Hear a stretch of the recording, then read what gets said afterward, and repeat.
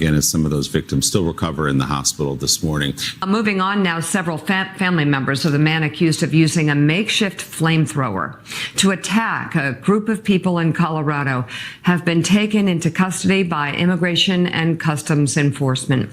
The White House made the announcement yesterday on social media, posting an image of the suspect, Mohammed Suleiman, an Egyptian national, stating that his family could be deported as early as last night. They include the 45-year-old's wife and 5 children. Separately, Homeland Security Secretary Kristi Noem posted on social media that DHS is investigating if Suleiman's family knew anything about the attack. Again, as some of those victims still recover in the hospital this morning. Mohammed's despicable actions will be prosecuted to the fullest extent of the law.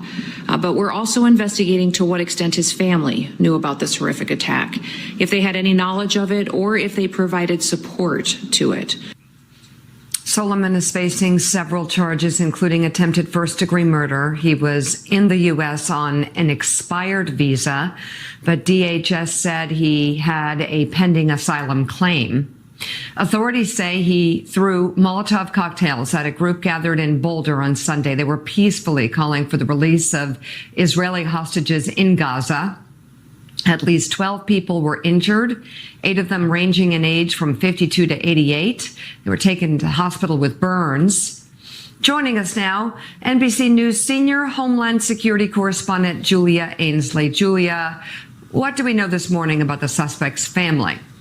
Well, we know exactly what they said there, that the wife and children were taken into custody by ICE. So 6 people now in custody, part of the family. When the White House said they could be expelled from the country, deported as early as last night, we don't yet know. I have not heard that they have actually been deported. But the process they're fast tracking them on, Mika, is called expedited removal. That means removal from the country without a court hearing. And they're going to argue that because of their connection to this case, they could be fast tracked for expedited removal. Now, someone in federal law enforcement may also argue, well, then what extent, what good does that do if you're trying to get information from the family about this incident and trying to do a thorough investigation? So I think these are 2 things they're going to have to balance. But in this case, they really want to make a case example out of this family by arresting them. And some of them did have visas, as we understand. There was some reporting last night that those visas have been revoked, and that's something that we're still looking to confirm from DHS. Again, as some of those victims still recover in the hospital this morning.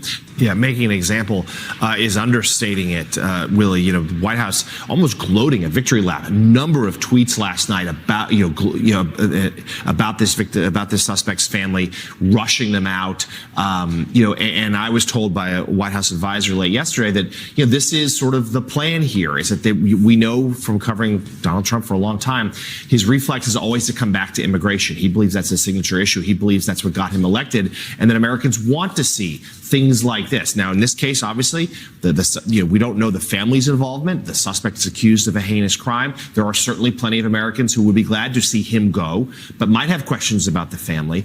But they're leaning into this sort of in-your-face imagery that didn't necessarily work per polling earlier this term with the deportations to the El Salvador prison and the like, but they're doubling down on that sort of public image now. Again, as some of those victims still recover in the hospital this morning. Yeah, that White House tweet talking about 6 one-way tickets for the man's wife and 5 kids, and final boarding coming soon.